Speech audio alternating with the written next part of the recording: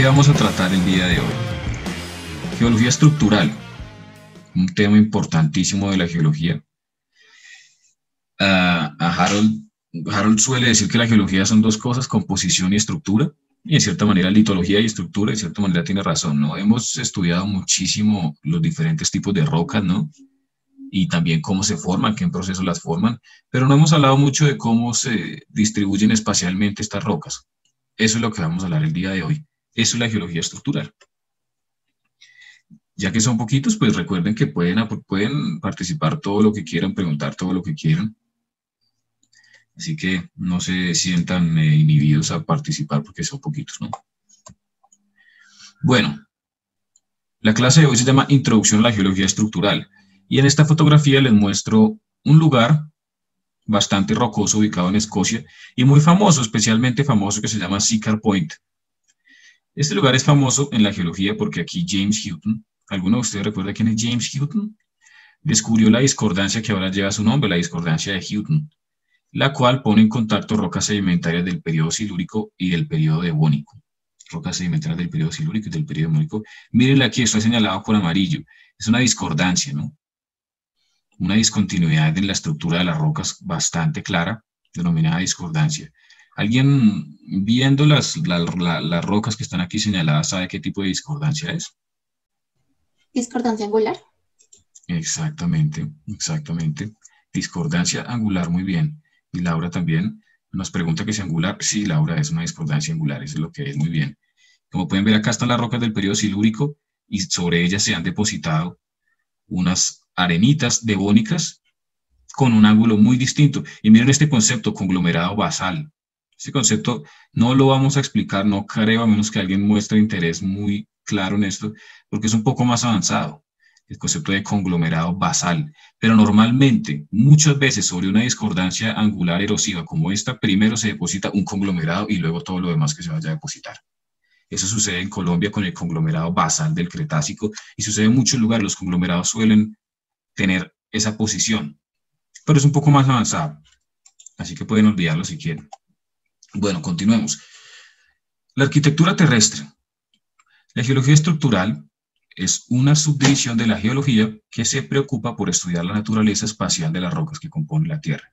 ¿Cómo están distribuidas espacialmente las rocas? Ese es el objetivo de la geología estructural, estudiar eso. Y también estudia los procesos que llevaron a que las rocas tengan esa configuración actualmente, por supuesto, ¿no? Ahora miren esto, al observar detenidamente las rocas, es evidente que estas han atravesado procesos que las han llevado a deformarse o a cambiar su posición radicalmente. Bueno, entonces vamos a hacer un experimento de pensamiento aquí. ¿Por qué podemos inferir que las rocas han atravesado procesos que las han llevado a deformarse y cambiar su posición radicalmente? Por ejemplo, vamos aquí a Google Earth y les cuento algo. Si ustedes salen de Bogotá a cualquier parte alrededor de Bogotá prácticamente, antes es difícil que no suceda lo que les voy a decir. Como pueden ver, esto es un mapa geológico de una parte de Bogotá, pero si ustedes salen de Bogotá y llegan, por ejemplo, a este cerro de aquí, que si no me equivoco, aquí está Cota, ¿sí? Y se ponen a caminar por acá, van a encontrar fósiles marinos. Van a encontrar fósiles marinos en rocas que afloran en este cerrito que, si no me equivoco, se llama el Cerro de la Balvanera, no estoy seguro. Pero bueno, eso no importa. Y van a encontrar fósiles marinos también si van a la Quebrada La Vieja, que queda por aquí, y suben. Entonces, fósiles definitivamente marinos, absolutamente sin ninguna duda marinos, como por ejemplo un bivalvo, no sé si haya un bivalvo terrestre, no creo, un pez o algo por el estilo. De hecho, hay bastantes fósiles de peces por aquí. Yo estaba por acá montando bicicleta, he encontrado varias veces. También hicimos una salida de campo con los estudiantes de la clase pasada, que de hecho está trazada aquí, y los fósiles que más encontramos fueron escamas de peces. Entonces eso nos lleva a una pregunta. ¿Cómo terminaron esos fósiles marinos ahí, en esas rocas también marinas? Entonces yo les haría una pregunta a ustedes. ¿Qué creen ustedes? Hay dos posibilidades que se vienen a la mente inmediatamente. Número uno, es que el nivel del mar alguna vez superó toda la cordillera oriental y todo estaba inundado y, bueno, habían peces, se murieron, se depositaron ahí. O número dos, es que esto se formó mucho más abajo y luego algo lo trajo hasta ahí, ¿no? Pero entonces la primera posibilidad, ¿les suena lógica? que el nivel del mar estuvo por encima de la cordillera oriental a 2.700, 2.800 metros sobre el nivel del mar y fue capaz de depositar esos fósiles de peces ahí. ¿Qué tan lógico les suena eso, no? ¿Qué tan lógico parece eso? Bueno, obviamente podrá ser lógico para mí como no tan para ustedes, pero no, el nivel del mar nunca ha estado tan alto.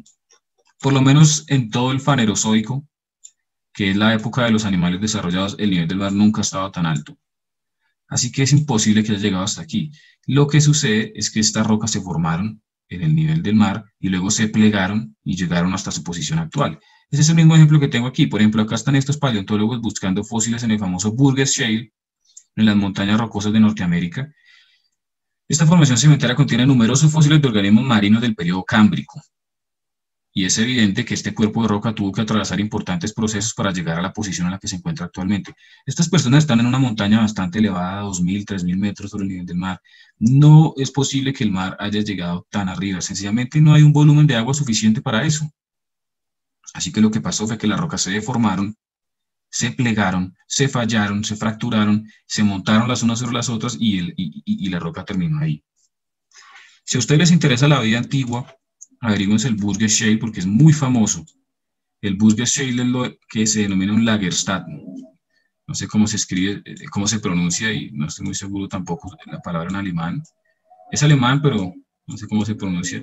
Pero es así, Lagerstätten. Un Lagerstätten es una roca, una unidad sedimentaria que tiene fósiles excepcionalmente bien preservados. Un Lagerstätten. Y el Burgess Shale tiene fósiles del Cámbrico, de los primeros organismos desarrollados que existieron en nuestro planeta, y ya casi que todos los filums están ahí, ¿no? Interesantemente, en la explosión del Cámbrico parece que todos los filums aparecen de un solo tiro, lo cual me parece muy interesante que aparezcan los cordados, los moluscos, los poríferos, ¿qué otro filum importante? Los equinodermos, todos de una. Hay uno que aparece un poco después, que es Briozoa, creo. Es el único que al parecer se demoró un poquito más que los demás, pero todos los demás aparecimos al mismo tiempo, lo cual es interesante también. Y el Burgess Shale está absolutamente lleno de fósiles de altísima calidad. Bueno, ahora hablemos del concepto de deformación. ¿Qué es deformación? La deformación abarca todos los cambios de tamaño, forma, orientación o posición nada más. Miren, solo que la roca cambie de posición se considera deformación. No es lo usual que uno se imagina cuando piensa en deformación, pero en geología se considera así. Tamaño, forma, orientación o posición. ¿Listo? De una masa rocosa cuando es sometida a esfuerzos importantes, capaces de deformarla, ¿no? La gran mayoría de procesos de deformación de la corteza tienen lugar en los bordes de placas. Esto se los voy diciendo, ténganlo muy en cuenta. Los procesos estructurales más importantes suceden cerca de bordes de placas, ya que aquí es donde se tienen fuerzas de esa magnitud. ¿Listo? Esos son los lugares donde se tienen fuerzas tan grandes como para deformar la roca. Miren este ejemplo por aquí. Roca caliza deformada generando pliegues anticlinales y sinclinales en Mount Kidd, Alberta, Canadá. Estos tipos de deformación son característicos de zonas de esfuerzos compresivos.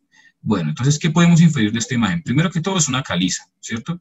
Esto es una roca, ¿qué, muchachos? Ígnea, sedimentaria o metamórfica. ¿Quién sabe eso? ¿Sedimentaria? Exactamente, es una roca sedimentaria. O sea que se depositó inicialmente en sentido, ¿cómo se depositó inicialmente si es sedimentaria?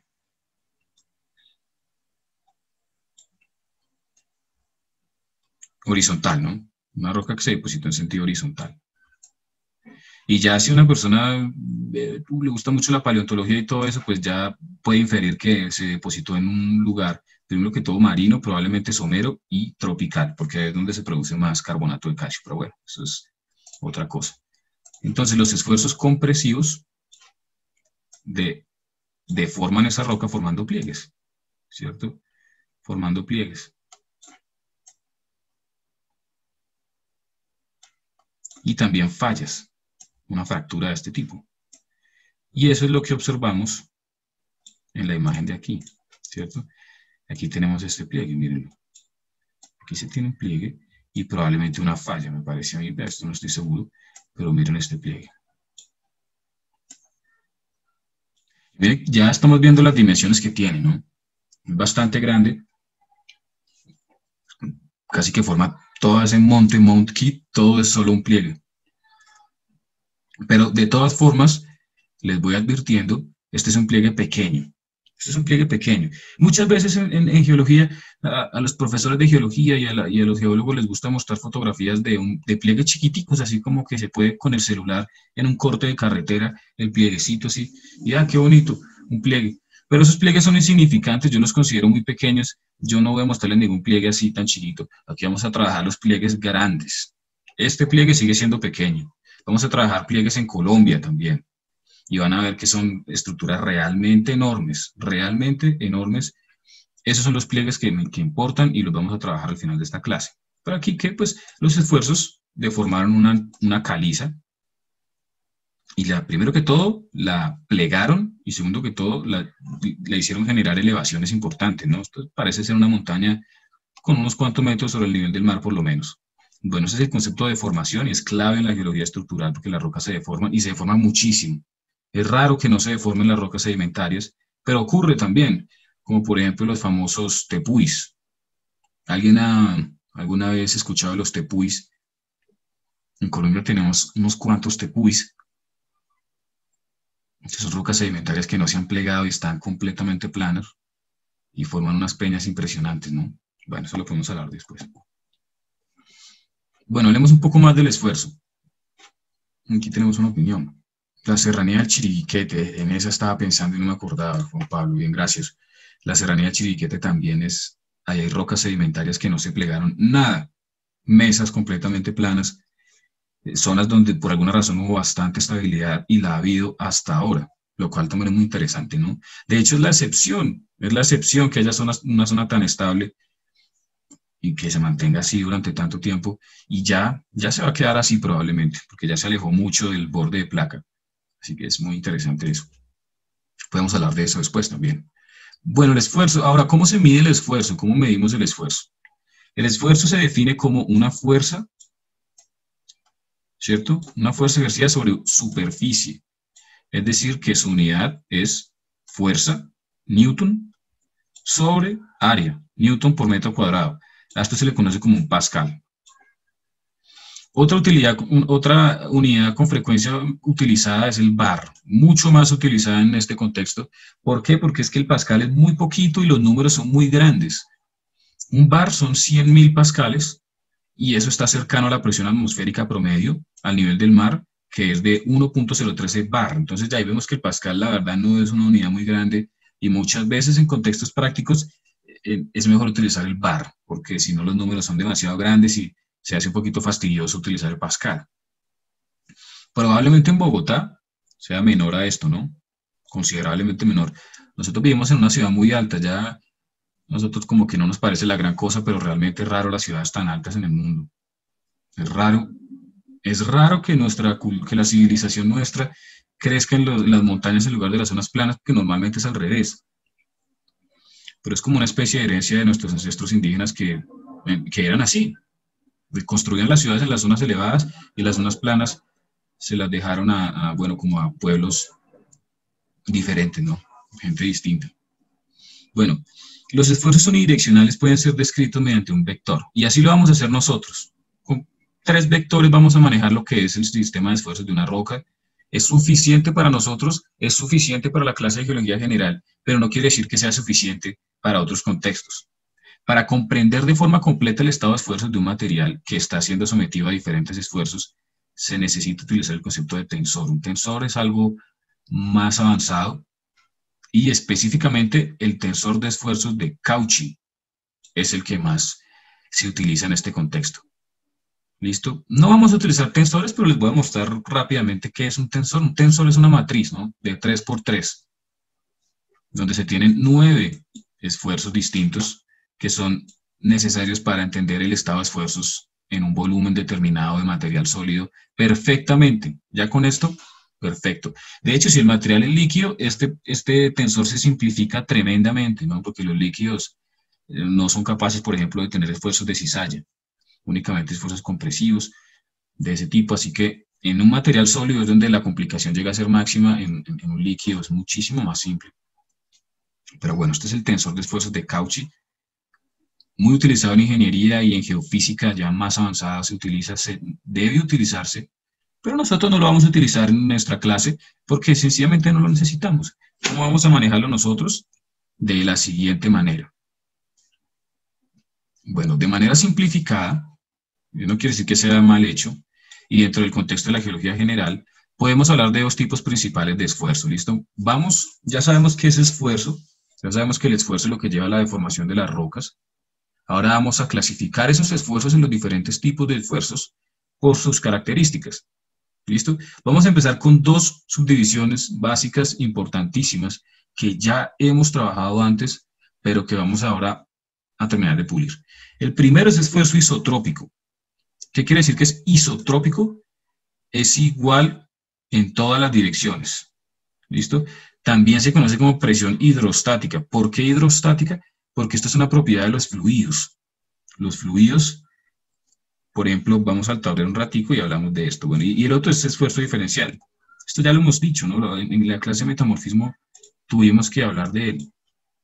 Este de aquí es diferencial. Ahora vámonos a un esfuerzo isotrópico. Uy, pucha, que hay un montón de cosas. Vamos a borrar esto.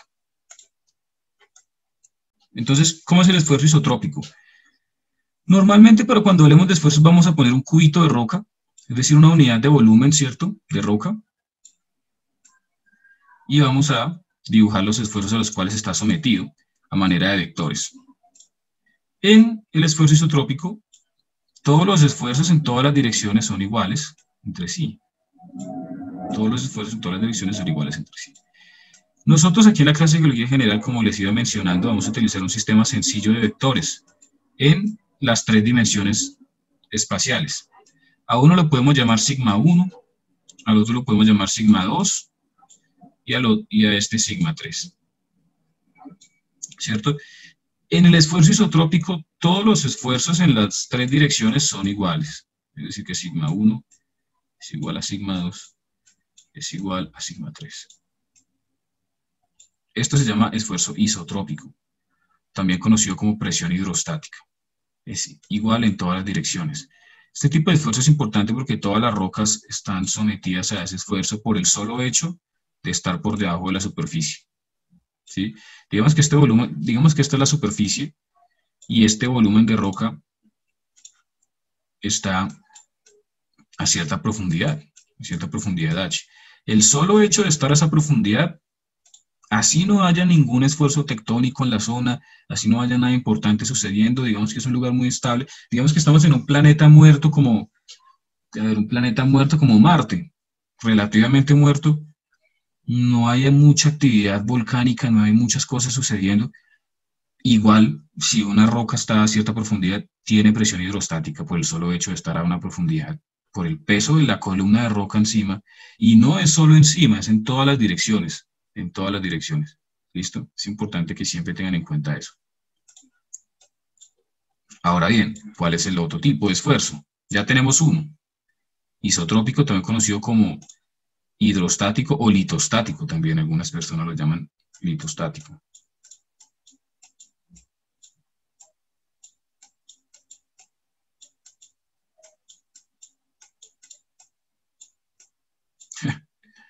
El pulso no me ayuda mucho, pero bueno, litostático. Ahora, este es el número 1, ¿no?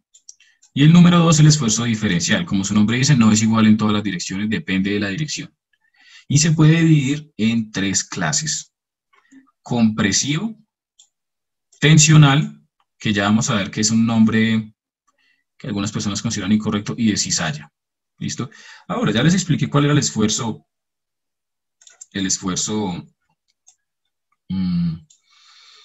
litostático o isotrópico, es decir, sigma 1, el esfuerzo en la dirección X, llamemos esta, es igual al esfuerzo en la dirección Z normalmente la vertical, que es igual al esfuerzo en la dirección Y, es igual en todas direcciones. Ahora que en el esfuerzo diferencial esto no se cumple, son diferentes.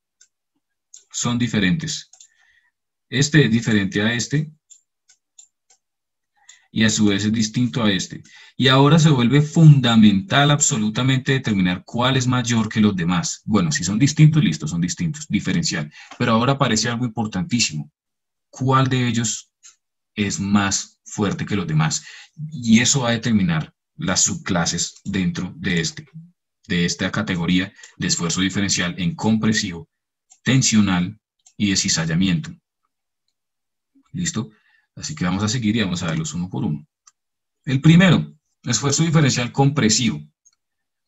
Estos esfuerzos diferenciales, ¿qué efecto tienen? Acortan y engrosan la corteza y además tienden a producirse en límites de placas convergentes. Ya digamos que lógicamente uno dice, pues claro, ¿no? Hay dos placas tectónicas colisionando.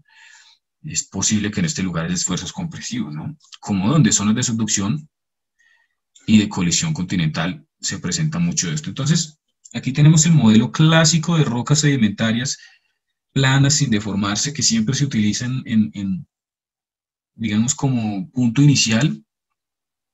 Esto no quiere decir que siempre haya rocas sedimentarias en todas partes, ¿no? No necesariamente las hay. Puede que sean solo rocas ígneas. Pero ¿cuál sería el problema ahí? Que es la deformación no es tan visible, ¿no? Eso es algo tremendo. Si todo esto fuera roca ígnea, pues la deformación no es tan claramente visible porque la roca no tiene capitas. Entonces uno realmente no puede como decir, uy, mire, se deformó, pliegue anticlinal, pliegue sinclinal. Y puede que sí lo haya hecho, pero se hace muchísimo más difícil darse cuenta. Así que normalmente se utilizan rocas sedimentarias para, digamos, imaginarse estas cosas, y normalmente las rocas sedimentarias se deforman también. Entonces, miren, uno de los efectos que tienen los esfuerzos compresivos es que si nuestro sector de la corteza tenía cierta longitud inicial, ¿cierto? La longitud inicial es mayor a la longitud final, se acortó. Miren, perdió aquí bastante, digamos, dimensión lateral, ¿no? Se ha acortado lateralmente y en consecuencia se ha engrosado, miren. Ahora la altura final es mayor a la altura inicial, la corteza se acortó y se engrosó.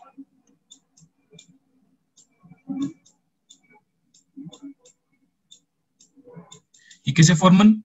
Cadenas montañosas. Cadenas montañosas como nuestra cordillera oriental. Nuestra cordillera oriental es así como están viendo aquí, la gran mayoría. También hay rocas ígneas, también hay rocas metamórficas, pero la gran mayoría de la cordillera oriental, en la cual por lo menos yo estoy en este momento, es así como se ve aquí. Entonces miren, acá hay pliegues. Se forman pliegues, los esfuerzos compresivos forman pliegues y forman fallas de cierto tipo también. Fallas inversas que ya vamos a ver después. Ya vamos a ver qué significa una falla inversa, pero forma pliegues y fallas.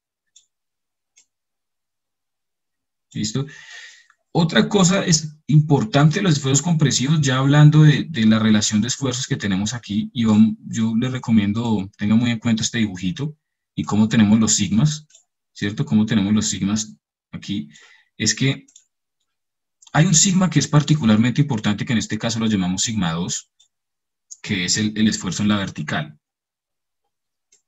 Cuando sigma 1, por ejemplo, es mayor a sigma 2, o cuando sigma 3, o sea, cuando los esfuerzos horizontales son mayores al peso de la roca, es decir, a la presión litostática que siempre existe, y que en este caso lo estamos dibujando en la vertical, se considera un régimen compresivo, ¿sí? ¿Por qué? Porque los esfuerzos en la lateral son superiores a los esfuerzos en la vertical. Y recuerden que estamos hablando de un sistema de presiones diferenciales, es decir, que son distintos. Son distintos los esfuerzos en las diferentes direcciones. Esto es característico de un sistema de esfuerzos compresivo, donde se forman pliegues, donde se forman fallas inversas, que no se preocupen, que ya vamos a ver a continuación. Pero ese es este escenario. Ese es este escenario. Un escenario de esfuerzos diferenciales compresivos. ¿Como cuál? Como nuestra cordillera oriental. Nuestra cordillera oriental es un lugar donde las fuerzas compresivas han levantado las rocas sedimentarias, formando un sinfín de pliegues que vamos a ver después. Vamos a ver por lo menos 4 pliegues de nuestra cordillera oriental. nuestra cordillera oriental, miren. Y vamos a visitar este sector en Google Earth. No tenemos que utilizar la diapositiva porque pues, es una de las pocas ventajas de la virtualidad, que se puede ver Google Earth mucho mejor.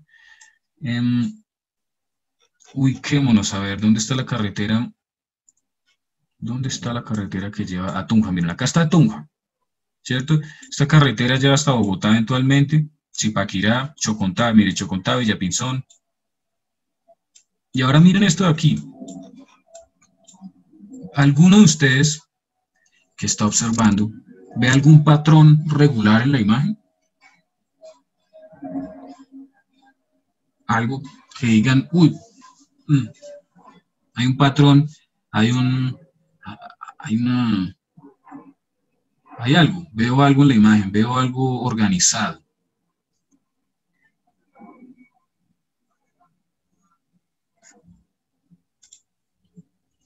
Sofía nos dice, y Juan Pablo, las 3 líneas en diagonal, punto Juan Pablo y Sofía, sí se ven las líneas. Muy bien, exactamente, se ven líneas, ¿no? Se ven líneas bastante, tremendamente claras. Pero ahora bien, ¿qué significan esas líneas? ¿Por qué son así? Esto es bastante común en muchos lugares del mundo que se vean lineamientos de esta forma. Y aquí estamos a una escala enorme, ¿no? Cada una de estas líneas, ahora acerquémonos, es una montaña, es una serranía, miren. Acá hay una serranía no muy alta, y mira acá como la corta un río, y acá hay un valle, y acá nuevamente otra serranía, y acá hay un valle, miren, un vallecito cultivado, y la serranía normalmente tiene más vegetación, por lo que pues le interesa menos a los agricultores, pues por su pendiente, ¿no? Y aquí otra vez un valle, y otra vez tenemos tierra cultivada, y por aquí tenemos nuevamente la misma dinámica, pero ya estamos en una zona de páramo, ¿no? Se nota nada más por el color de la vegetación. Ese color es clásico de páramo, pero tenemos esa dinámica, serranía, valle y todos paralelos entre sí, ¿no? Todos paralelos entre sí. ¿Qué es esto? Bueno, de una vez les voy diciendo, esto es un pliegue. Esto es un pliegue, pero entonces inmediatamente alguno de ustedes dirá, ¿cuál pliegue? Si esto está perfectamente, mejor dicho, esto es todo lo contrario a un pliegue, esto está perfectamente paralelo entre sí. Así se ve un pliegue desde arriba y les voy a comenzar a explicar por qué se ve así, ¿listo?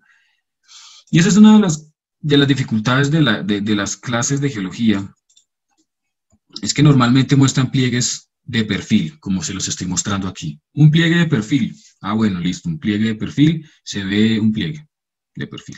Entonces, de pronto esto continúa así. Miren, un anticlinal, un sinclinal. Pero, ¿cómo se ven desde arriba? Como lo estamos viendo en Google Earth. Además que esta perspectiva de perfil casi nunca en la vida se tiene. Uno casi nunca tiene la oportunidad de ver un pliegue de lado. Eso es rarísimo. En la vida real y cotidiana, normalmente tenemos fotografías satelitales como esta y tenemos que ver los pliegues desde arriba.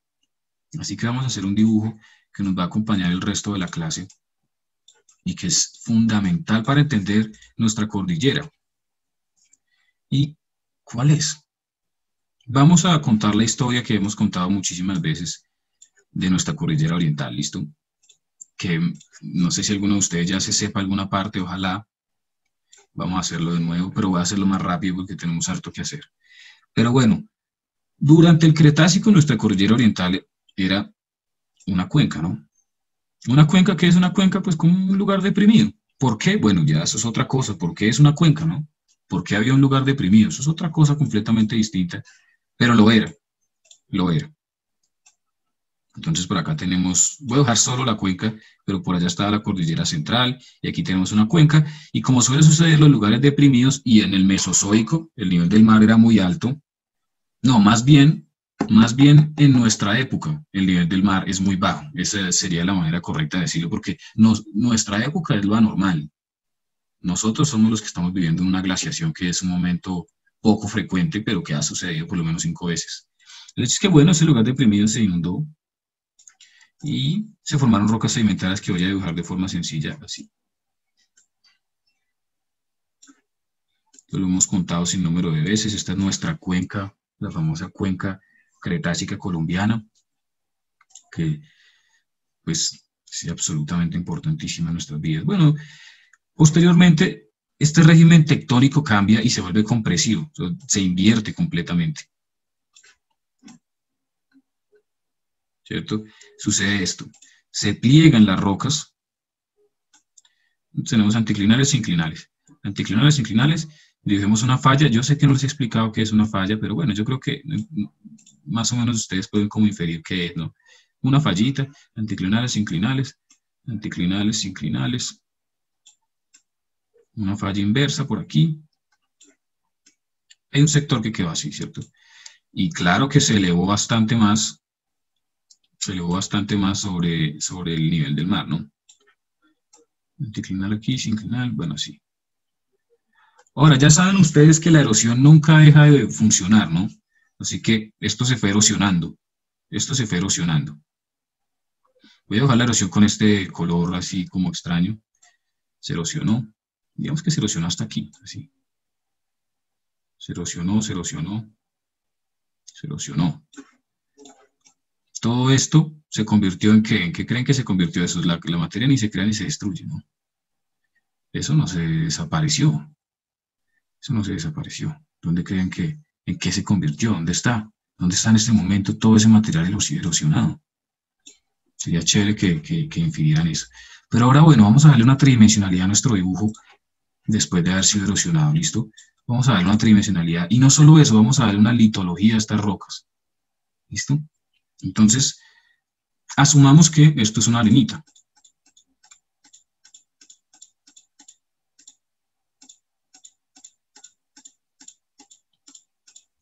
Arenita. Arenita hasta aquí.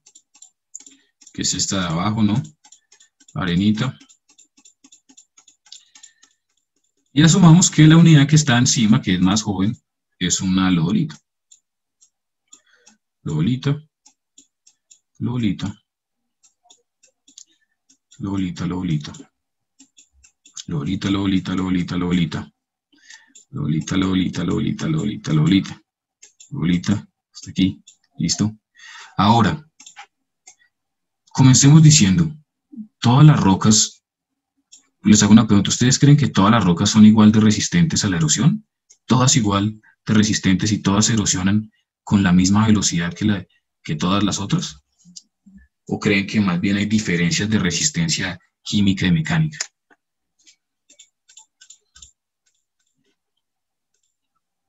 Hay diferencias, ¿cierto, Sofía? Estoy de acuerdo contigo, claro, tiene que haber diferencias, no puede ser. La clásica diferencia, más bien la clásica roca resistente son las arenitas ricas en cuarzo. Si una arenita tiene mucho, el cuarzo es muy resistente, es un mineral termodinámicamente muy estable, no tiende a reaccionar con nada en las situaciones atmosféricas de nuestro planeta. Y además de las arenitas tienen no solo resistencia química, sino también mecánica. Cuando están bien compactadas, son muy fuertes. Mientras que las lodolitas tienen una resistencia mecánica muy baja. Estabilidad química, bueno, eso no es tanto, pero resistencia mecánica baja. Entonces, ¿qué va a pasar? Ah, pero nos faltó dibujar una roca, ¿no? Faltó esta de aquí. Digamos que es una arenita, también, una arenita.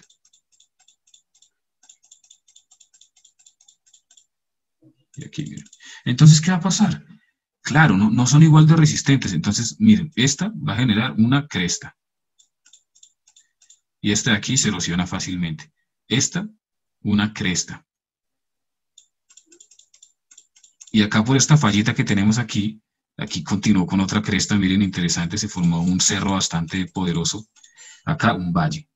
Aquí una cresta, por su resistencia mecánica. Aquí un valle. Aquí una cresta delgadita, aquí otro valle. Aquí, bueno, esto es la arenita, ¿no? Y aquí otra cresta. Bueno, mucha atención a esto, porque de verdad que si entienden esto, van a entender muchas cosas muy, muy bellas de nuestro paisaje. Cresta, valle, cresta, valle. Ahora démosle la dimensión de profundidad a esto. ¿Listo? Entonces, empecemos con esta montaña grande. Esta montaña continúa hacia atrás así. ¿Cierto? Continúa hacia atrás aquí así. Es un sector montañoso bastante grande. Montaña, montaña por aquí, montaña. Y continúa hacia allá, ¿no? Esta también, miren. Esta también continúa así. Es una cresta, ¿cierto? Y acá tenemos un vallecillo. Acá tenemos una cresta también. Miren. Una cresta, una serranía. Esto es bastante grande, ¿no? Estamos hablando de escalas grandes, enormes. Ahorita dibujamos un pueblo o algo así para que se imaginen lo grande que está. Acá miren, otra cresta.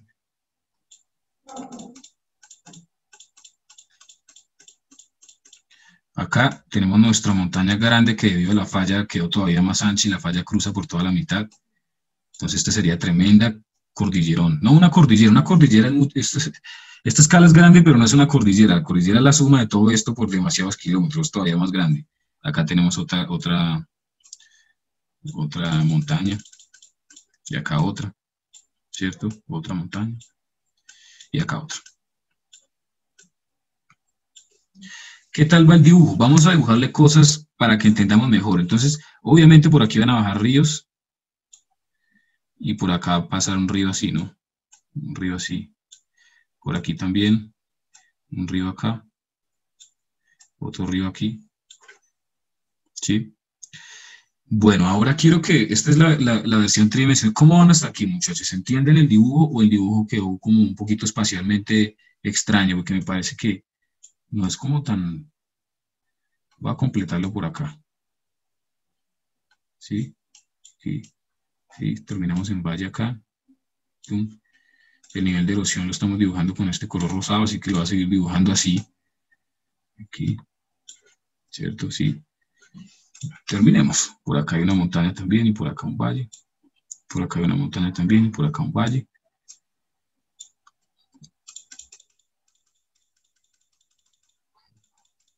Montaña. Y el río pasa por aquí, por este valle así. Y por acá también hay un río, miren, que se oculta detrás de esta que quedó muy alta. Por aquí probablemente también haya un río. Por aquí probablemente también haya un río, miren, cuyos tributarios bajan de estas montañas cercanas.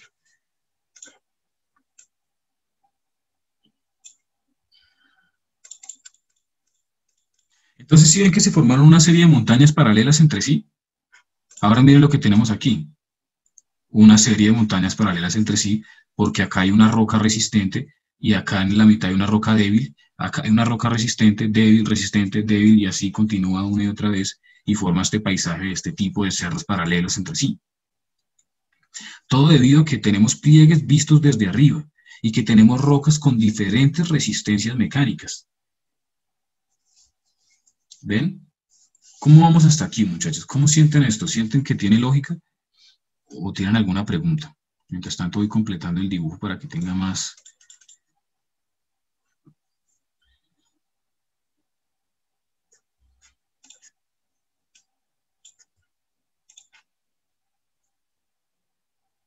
¿Cómo se sienten, muchachos? ¿Sí entendieron o la verdad no?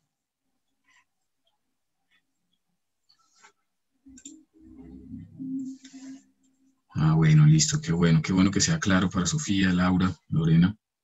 Entonces, listo, entonces miren, esto tiene, y ojalá pues puedan hacer este dibujito, es un dibujo bello, me parece un dibujo bonito cuando uno entiende esto y se da cuenta, ah, mire, acá está, esta es la expresión geomorfológica de un pliegue. Es la expresión geomorfológica de un pliegue que involucra rocas con diferentes resistencias mecánicas. Y se va dando uno cuenta que esto es bastante común en el país y en cualquier lugar donde haya montañas con rocas sedimentarias. Mírenlo aquí nuevamente. Paicagüita, Lenguasaque, Cucunúa, Pueblo Viejo, miren, este es uno de los mejores que hay, miren eso. Este plano estructural de esta roca sedimentaria seguida de un valle, y acá uno chiquito, miren, acá hay una roca moderadamente resistente, y nuevamente un valle, boom, otra vez la roca resistente. Y se van dando cuenta, oiga, la cordillera oriental en general está llena de estructuras de este tipo. Nuevamente aquí cerca de la represa del Cisga, nuevamente lo estoy observando, y por acá, quién sabe dónde sea esto, pero bueno, acá está, pero no se ve tan claro, tenemos que seguir, porque ya necesitamos técnicas de cómo encontrar este tipo de rocas. Pero mira, es que este lugar es brutal, lo claro que es. Pero en muchos lugares se observa esto. Entonces, ¿qué es esto? Es la expresión geomorfológica de un pliegue, visto desde arriba, porque hay diferencias en la resistencia mecánica de las rocas. ¿Listo, muchachos? Por eso es que sucede eso. Por eso es que este tipo de cerro-valle, es tan abundante en nuestra cordillera oriental. Ahora, si vamos a la cordillera central, entonces hagamos este mismo ejercicio en la cordillera central, busquemos lo mismo, busquémoslo. Vamos a buscar pliegues en la cordillera central.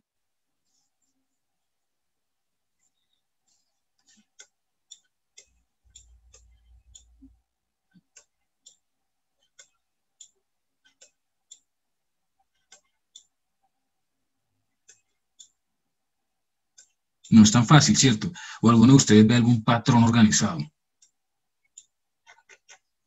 Aquí la Argentina, la cabaña, el pinar, bueno, uno como montañas, como va, pero no es como, no es igual, ¿cierto? ¿Qué opinan ustedes? ¿Es más organizado o más desorganizado la situación acá en la cordillera central? ¿Qué diferencias encuentran ustedes? Desorganizado, ¿cierto? Lorena, Sofía y Juan Pablo están de acuerdo en que el paisaje es distinto, es realmente distinto. Cuando uno solo se fija en eso, no existe lo mismo que existe en la sabana de Bogotá, no. Todo es como más. Y de hecho, si alguno de ustedes conoce esto por aquí, yo conozco mucho Sevilla, Valle del Cauca, porque allá es mi familia, y he ido muchas veces. La verdad sí se nota la diferencia, se nota, las montañas son todas redonditas, de hecho son así unas montañas todas redonditas, todas bonitas, hay como, es diferente. En cambio en la sabana de Bogotá uno ve regiones planas muy extensas y también cuchillas. Acá eso de plano, cuchilla, no es tan así, la verdad, es como un poco más caótico todo. ¿Y a qué creen que se deba esto, ya que ustedes tienen algo de conocimiento de la historia geológica de la cordillera central versus la oriental?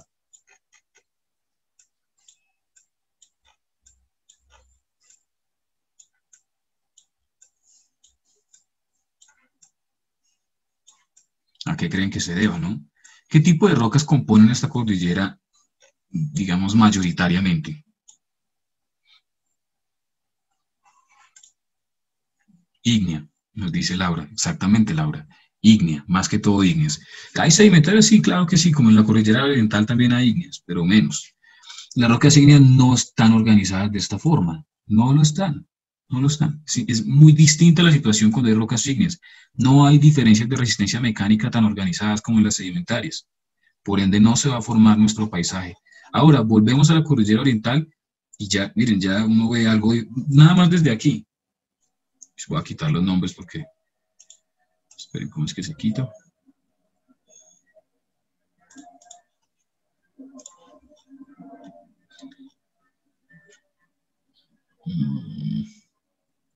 Fronteras y etiquetas, listo. Nada más desde aquí, miren, uno ya ve, la situación es diferente.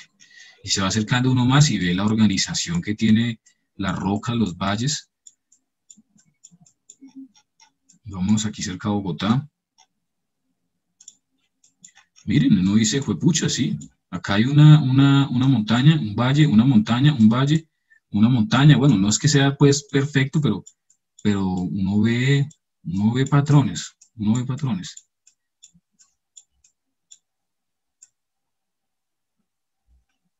¿Cierto? Uno ve patrones, uno ve cosas. Por aquí, miren esto, uno ve como acá estamos, algo lineal. Miren esto. ¿Ven esto? Este valle que surca este sector gigantesco y que tiene cierta continuidad por todo el occidente de Cundinamarca. Miren esta aquí, por ejemplo, esta cadena montañosa como continúa. Este es el sinclinal de Guaduas, que va a ser un ejercicio más adelante. Es un sinclinal enorme que vamos a ver después. Pero bueno, miren las diferencias, ¿no? La cordillera oriental y la cordillera central tienen diferencias realmente notables cuando uno las analiza un poco más. Bueno, seguir adelante. Listo, siguiente. Esfuerzo diferencial tensional. Lo contrario a la cordillera oriental. Ahora vamos a tener esfuerzos en esta dirección. Realmente no es que haya esfuerzos tensionales. Eso es un ligero error que no importa si lo cometen en un parcial. Realmente ustedes quieren ser gente muy sabionda. No es que haya un esfuerzo tensional. Lo que pasa es que este esfuerzo, el esfuerzo vertical, es mayor que los horizontales. El esfuerzo vertical es mayor que tanto sigma 1 que sigma 3. El esfuerzo vertical es el mayor. Lo que hace que todo colapse, todo empiece a colapsar con la gravedad. Pero que sea así como un caucho que se está estirando, no tan así, no tan así. Más bien que los esfuerzos horizontales son menores. Recuerden, ¿no? Este es sigma 2, el vertical. Sigma 1 y sigma 3 son horizontales, X y Y. Entonces, si el esfuerzo vertical gravitacional supera los laterales, ocurre este estado de esfuerzos que tenemos aquí. a veces lo llaman tensional, pero entonces uno se imagina como un caucho así que está siendo estirado, pues no es tan así, no es tan así, ¿no? Pero bueno, no importa. Esa es la manera en que el Tarbuk y que muchos libros lo enseñan, y me parece que en términos didácticos, pues está bien. Entonces, ¿qué sucede? Lo contrario a este caso, la corteza gana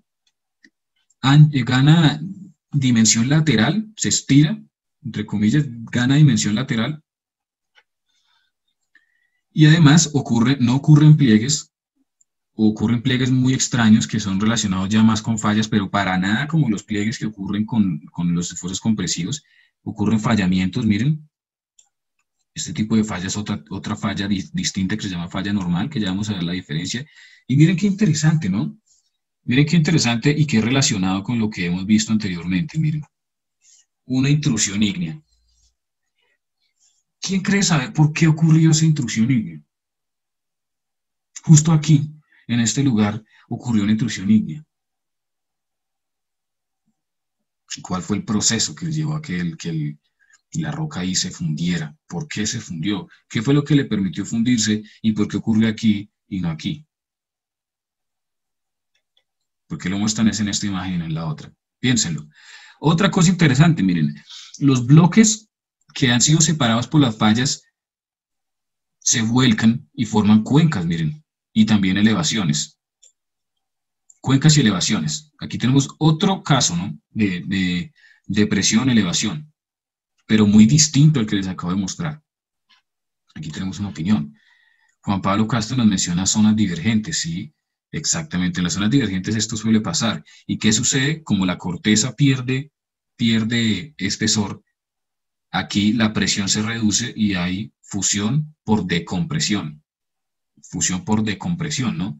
Recuerden los tres tipos de fusión de las rocas, en este caso sucede eso. Y miren qué interesante, se forman cuencas y elevaciones también, y un volcancillo también, por supuesto. Y obviamente el magma va a ascender a través de las fallas, no va a intentar romper lo que está bien, no, pues se va a meter por las fallas, obvio. Ahora vamos a ver esto. En Colombia no tenemos esto, así que nos tenemos que ir de aquí. Y nos vamos al sitio clásico donde se muestra esto, que es la provincia de Basin and Range de Estados Unidos. Vamos a observar, vamos a ver la cantidad de cosas interesantes que hay acá. En Basin and Range, toda esta provincia gigante, enorme, ocurrió este fenómeno de aquí. Hubo extensión, se formaron fallas inversas y se formaron cuencas y elevaciones. Cuencas y elevaciones. Bien, aquí les iba a mostrar exactamente eso, pero no tenemos que ver la imagen quieta porque tenemos la imagen en vivo, que es esta. Entonces, mira lo que sucede. Elevación, cuenca. Elevación, cuenca.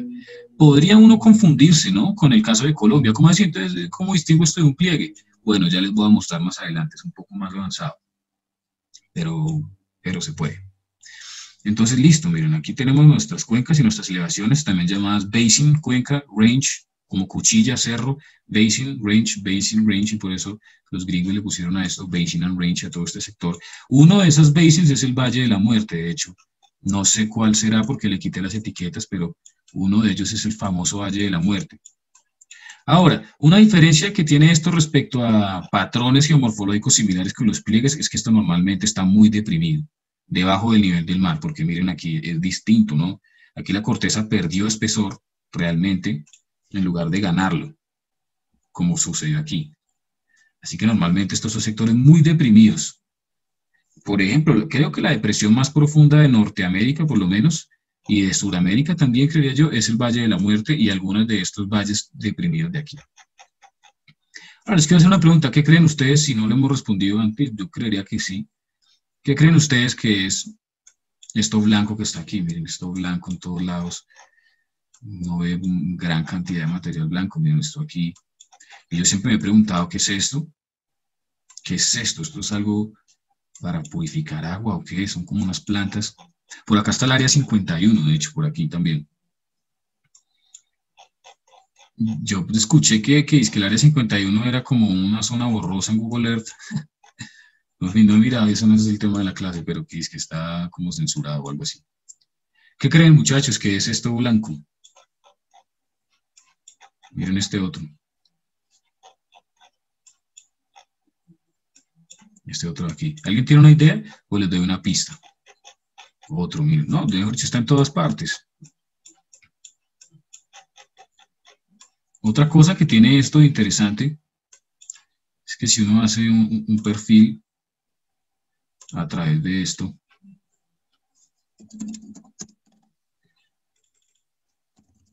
se va a dar cuenta, perfil 12, y hacemos acá un perfil de elevación, es muy plano, ¿no? Miren lo plano que es. Miren que la diferencia entre el punto más bajo y el más alto son 2 metros. ¿Sí? Es tan precisa la topografía de Google Earth aquí que logró hacer este perfil, pero esto parece ruido, esto parece ruido del instrumento de medición, me parece a mí. Tiene mucha cara de ruido, pero el hecho es que es muy plano. Plano en el sentido de que mire que el punto más bajo es solo 2 metros, que el punto más alto, y hay 15 kilómetros de extensión, solo 2 métricos. Pero esto parece ruido. Yo no sé si conozcan el término ruido, que pues es todos los errores aleatorios de un instrumento de medición. Bueno, nadie tiene como ninguna idea. Pues entonces les voy a dar una pista y vamos a visitar un lugar icónico de los mochileros suramericanos. Miren esto. ¿Alguien sabe qué es esto? Ubicado en Bolivia. ¿Alguien tiene una idea? El Salar de Uyuni. Así es, María y Laura Valeria. El salar más grande del mundo. El Salar de Uyuni. Y miren justo esto. ¿No ven algo aquí como que les recuerda algo de lo que vimos? Este sector de acá al nororiente del Salar de Uyuni les recuerda algo.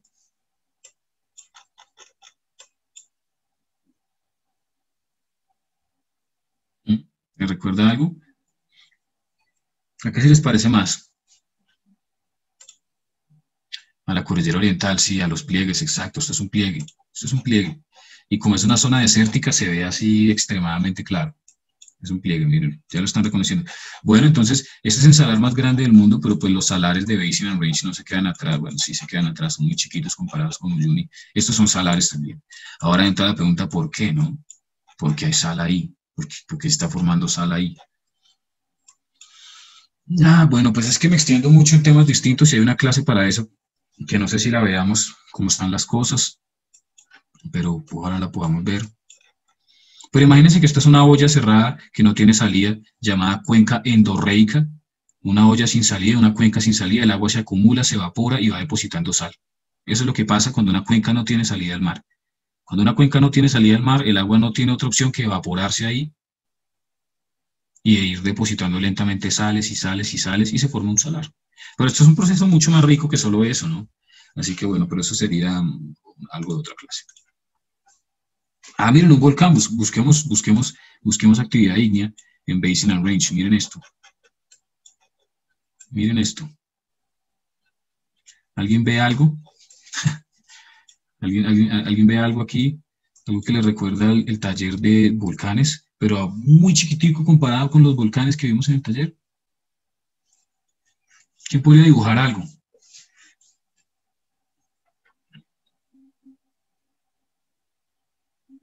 Exacto. Ahí hay una caldera, ¿no? Hay una caldera. Y de hecho toda esta forma de acá parece ser todos los flujos distintos de diferentes calderas pequeñas que formaron acá una zona llena de roca ígnea. Como nos señala Juan Pablo, esta parece ser la última caldera. Y parece como haber colapsado hacia un lado. Pero miren. ¿Alguien ve algo que puede contradecir nuestra teoría de la caldera?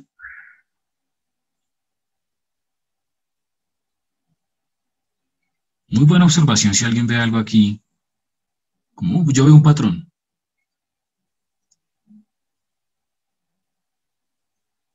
No hay nada. Hay una especie de estratificación. Hay una estratificación aquí, ¿no? Miren. Hay una estratificación aquí. Que es interesante.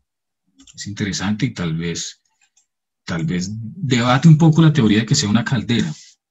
Porque no tendría por qué estar estratificada de esa forma si no fuera. No tendría por qué estar estratificada así. Esto es un flujo basáltico, no hay duda, pero no es tan sencillo. Yo también pensé que era una caldera, ¿no? Pero ya después de ver esa estratificación ahí lo dudo. Pero no importa. La geomorfología volcánica no importa. Lo que importa es que notemos que hay flujos ígneos aquí. Miren, miren este otro. Esto es un flujo de roca basáltica sin duda alguna.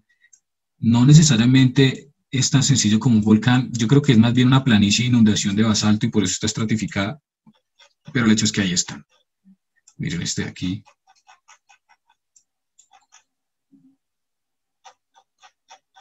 Entonces tenemos salares, tenemos basinal range, tenemos también afloramientos de roca ácida. Miren, esto está mejor, de hecho.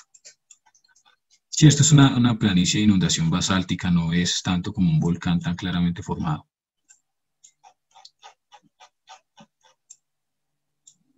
Bueno, entonces aquí tenemos todos los elementos que se muestran en la diapositiva, los pudimos evidenciar en Google Earth. ¿Listo? Continuemos. La imagen que ya vimos, ¿no? Basin, cuenca, range, cerro, basin, range, así una y otra vez. No es lo mismo que nuestro sector de venta quemada. Voy a decirlo rápidamente, pero aquí los cerros y los valles se forman por la diferencia en la resistencia mecánica de rocas sedimentarias plegadas. Aquí no ocurrió por esa razón, aquí ocurrió porque hay un sistema de fallas que ha deprimido y elevado sectores. No es por la diferencia de competencia de las rocas. Llamada competencia. Cuando yo hablo de competencia de una roca, hablo de su resistencia química y mecánica a la meteorización. Una roca poco competente, una roca que se meteoriza y se erosiona muy fácil. Una roca muy competente es una roca que no se meteoriza ni se erosiona fácilmente. Bueno, esto es una diapositiva que yo había hecho para hablar de esto, ¿no? Se caracteriza por la presencia de salares, como la famosa cuenca de Badwater. Esta es la cuenca que queda en el Valle de la Muerte. ¿Qué proceso es responsable por la mineralización de estas grandes cantidades de sal? Bueno, ya más o menos se los expliqué, ¿no? Es la evaporación de agua que queda atrapada en estas cuencas porque no tienen salida. Y el agua siempre tiene un poquito de sal. No necesariamente tanta como el agua de mar, obviamente, pero el agua dulce también tiene un poquito de sal que va obteniendo de las rocas. A medida que transcurre por las rocas, ella va disolviendo sal poco a poco y va acumulándose en estos salares. Miren que son sectores muy planos. Son sectores muy planos y de hecho creo que hacen carreras de carros de toda velocidad justo aquí, por lo que es muy plano y muy seguro, porque andar en un carro tan rápido pues es muy peligroso si hay cualquier bache o algo, pero estos sectores son tan planos que se hace muy seguro manejar carros de ultravelocidad. Esto ya lo respondimos, ¿no? ¿Qué proceso es responsable por el magmatismo que ocurre en las zonas de rift y de adelgazamiento cortical, es decir, adelgazamiento de la corteza, como tenemos aquí, como el observado en el volcán Ertaal en la región de la FAR? Bueno, ya sabemos, ¿no? Se adelgaza la corteza, se reduce la presión, de compresión adiabática reduce el punto de fusión de la roca y la roca se funde y forma magma. El magma llega a superficie, forma lava y forma volcanes. Todo esto, digamos que todo se está concatenando con lo anterior, y esa concatenación, ese encadenamiento de conceptos es lo que nos interesa a nosotros evaluar en ustedes, ¿sí? Cómo todo está relacionado en geología. A veces es más importante el vínculo entre las cosas que saberse todo de memoria de los nombres de las cosas y eso. Es más importante el vínculo entre las cosas a veces que las cosas mismas, ¿no? Ahora, esto es diferente, ¿no? ¿Qué proceso es responsable por el magmatismo que ocurre en las zonas de subducción y acortamiento cortical? Es decir, un escenario más similar a este, como lo que ocurre en el volcán Galeras en los Andes colombianos. Muchachos, ¿quién tiene la respuesta a esa pregunta? ¿Cuál es el fenómeno responsable por el magmatismo en nuestro país? No es este mismo, ¿no? Este es otro. Que ocurre otra cosa. Nosotros estamos en otro escenario tectónico. Otras cosas están sucediendo en nuestro país que llevan a la formación de volcanes también con composiciones distintas a este, ¿no? Nosotros no tenemos una caldera tan absurdamente amplia como esa. En ningún lado. Tenemos algo más así. Bueno, piénsenlo. Piénsenlo porque es clave que recuerden por qué ocurre esto, ¿no? Está relacionado con el proceso de subducción. Aquí tenemos, Hugo Alejandro nos menciona procesos convergentes, pero ¿qué procesos convergentes, no? ¿Qué procesos convergentes? Más específicamente, la placa está subduciendo y la placa transporta grandes cantidades de agua que luego se libera y reduce el punto de fusión. Exactamente, Laura. Exactamente. Dijiste lo que yo dije. El agua escapa de la placa de subducción y funde la roca. Es decir, como nos dice Laura, reducción del punto de fusión por adición de agua. Exactamente. Eso produce rocas muy diferentes, ¿no? Además que la corteza es más gruesa, entonces hay más diferenciación magmática también, toda una cantidad de cosas. Finalmente, el esfuerzo de cizallamiento, un tipo especial de esfuerzo un poco más complejo que los dos anteriores que vimos, se presenta cuando existen dos fuerzas paralelas con dirección opuesta entre sí. El esfuerzo resultante es paralelo a la superficie sobre la cual está siendo ejercido. ¿Sí? Miren, la superficie es paralelo a esa superficie. Y por eso se considera de cizalla, en lugar de perpendicular, ¿no? Como vimos aquí en esta imagen, tenemos solo esfuerzos perpendiculares a la superficie, digamos, a esta cara, pero también hay esfuerzos de este tipo. Digamos que tenemos esta cara de aquí, hay esfuerzos así. No, eso no quedó muy paralelo que digamos. Hay esfuerzos, digamos, así. Se llama esfuerzo de cizalla. Pero bueno, eso no es tanto lo que nos compete. Podemos modelar este tipo de esfuerzo como dos esfuerzos paralelos entre sí.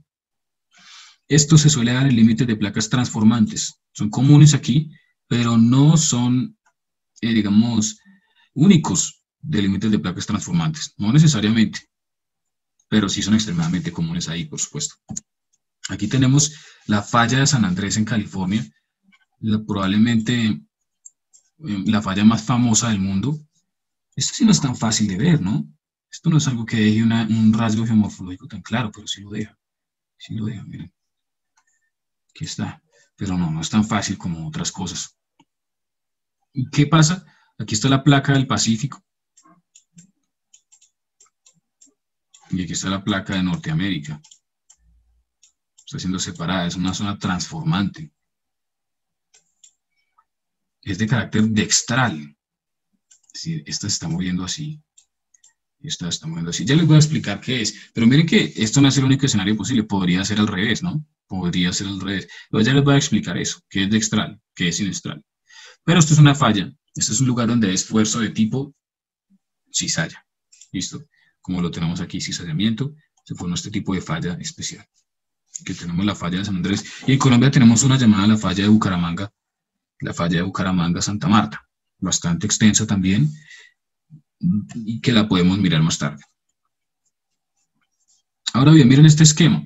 Aquí mostramos cómo las rocas reaccionan a los tipos de esfuerzos que vimos anteriormente. Cómo reaccionan las rocas puede variar, puede variar. ¿Cuáles son los dos tipos de reacciones al esfuerzo? Bueno, ya sabemos cómo son los esfuerzos, pero ahora, ¿cómo reaccionan las rocas a esos esfuerzos? Dos formas. Dúctil, de formación dúctil o de formación frágil. O se dobla o se rompe. ¿Por qué el uno y el otro? Bueno, ya hablamos más adelante de por qué a veces el uno, por qué a veces el otro. Normalmente los dos al mismo tiempo. Pero bueno, son las dos maneras de reaccionar. Entonces, si tenemos esfuerzos compresivos, miren que la reacción dúctil es plegamiento. Si tenemos esfuerzos tensionales, la reacción dúctil es un adelgazamiento, sin que haya fractura. Y lo mismo similar sucede cuando tenemos esfuerzos de cizalla. Hay una deformación sin fractura en el sentido de la cizalla. Pero ahora también puede resultar en deformación frágil, o sea, fallas o fracturas. Fallas realmente, fallas. Y miren, aquí tenemos ya los dos tipos de fallas. La falla inversa y la falla normal. Y la falla de rumbo, que ya vamos a tratar a continuación. Se ven parecidas, pero son muy diferentes. Diferente tipo de régimen de esfuerzos, diferente tipo de falla. ¿Listo? Ya vamos a ver por qué, vamos a ver cada falla. Pero entonces recuerden, las rocas pueden reaccionar de las dos maneras. Y ahora bien, ¿qué puede llevar a que una roca reaccione más de una manera o de otra? Lo más importante es el estado de temperatura y presión de la roca. A temperaturas y presiones muy altas, las rocas tienden a deformarse en lugar de fracturarse. Es decir, si estamos hablando de un sector muy profundo de la corteza, las rocas se pueden doblar, de hecho se pueden doblar de formas ridículamente locas sin fracturarse, si está suficientemente profundo. Unos pliegues así, me he dicho apretadísimos, así un pliegue y acá otro, o pliegues así todos como en punta, de todo, siempre y cuando esté profundo y caliente se puede deformar así. Si la roca está en un sector superficial, si la roca está fría, más bien se va a fracturar, no puede doblarse tanto, se fractura. Pero no crean que son excluyentes entre sí los dos tipos de reacción al esfuerzo, ¿no? Porque eso no es cierto. Normalmente ocurren en conjunto. Normalmente ocurren en conjunto. La cosa no es tan sencilla como, uy, de aquí para arriba se dobla, de aquí para abajo, perdón, de aquí para abajo se deforma dúctilmente, de aquí para arriba se fractura. No, no es así, no es tan fácil. Pero sí hay una tendencia clara que cuando la roca está fría, se fractura, cuando la roca está caliente y a alta presión y temperatura, más bien se deforma dúctilmente, ¿listo? La cartografía de las estructuras geológicas es la manera en que los geólogos guardamos la información. Es una simbología, es una manera de guardar la información de la orientación de una roca. ¿Cómo se hace?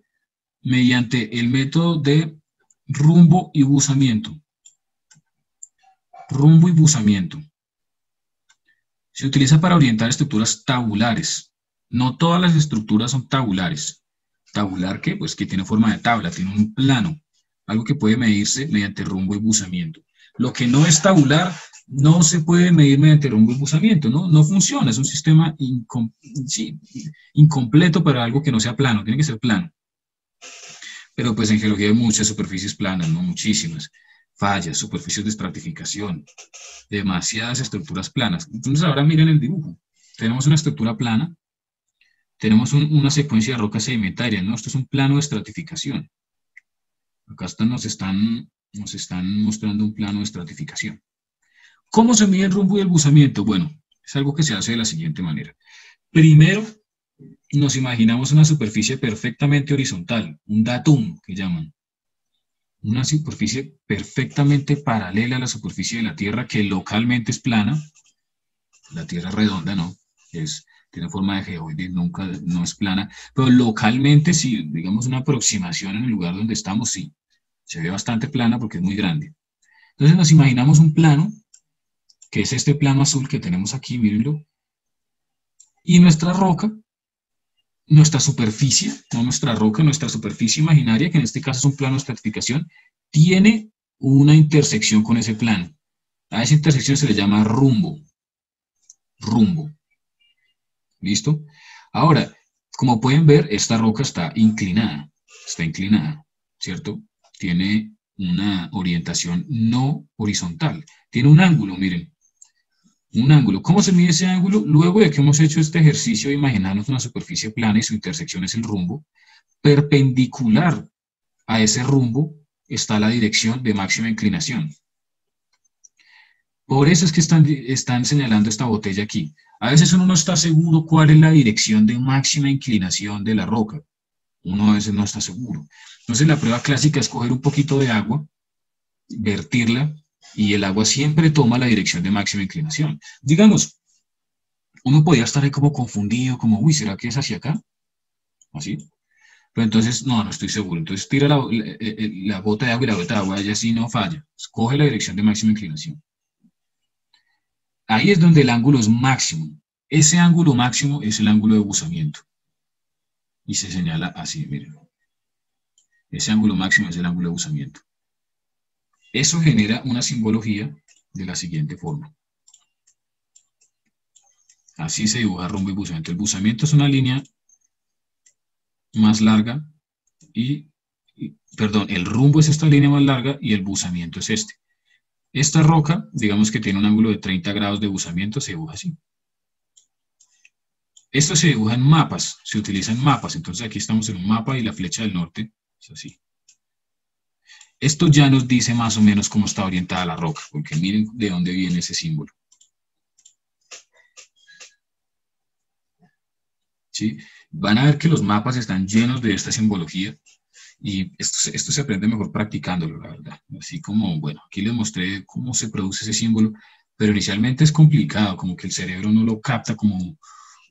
pero cuando uno ya ve la utilidad y lo practica en un mapa y eso, empieza a entenderlo mejor. ¿Listo? Entonces, no se preocupen si no les ha quedado claro todavía, esperemos un poco y utilicémoslo y van a darse cuenta cómo se maneja. No espero que lo entiendan inmediatamente en este momento, no se preocupen si no es así.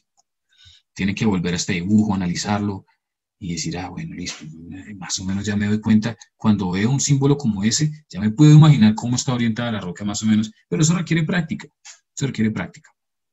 Y vamos a practicar un poco también, ¿listo? Pero esa es la manera en que se cartografían las estructuras geológicas. Bueno, pliegues, ¿no? Bajo ciertas condiciones, las rocas fluyen al ser sometidas a esfuerzos, se deforman de manera dúctil, entre comillas, fluyen, ¿no? Terminan fluyendo realmente, terminan literalmente fluyendo. Y esto, por ejemplo, un ejemplo de flujo sólido que llaman el flujo sólido, el mejor para mí son los glaciares. Los glaciares son sólidos, son masas de hielo sólida, pero el hielo tiene la capacidad de deformarse tanto que prácticamente fluye como un río congelado. Y eso lo vamos a ver en la clase de glaciares que viene por ahí, probablemente falta, tenemos que seguir. Es una clase que me parece importantísima. Esa y la clase de hidrogeología que viene mañana son importantísimas para mí porque hablan de dos temas muy debatidos en la actualidad, que es el cambio climático y el fracking. ¿Listo? Entonces, tener información de eso me parece fundamental. Bueno, no me va a quedar mucho aquí porque yo hice un dibujo mostrándoles esto, ¿no? Anticlinal, sinclinal. Y normalmente las clases de geología se quedan aquí ya. Anticlinal, sinclinal. Y luego en una evaluación, ¿cuál es este? ¿Anticlinal o sinclinal? Ridículamente fácil prácticamente uno preguntar eso. La persona que no responde eso es porque de verdad no estudió nada o se confundió, ¿no? Como los nombres son tan parecidos, uno fácilmente se puede confundir. Denme un segundo, muchachos.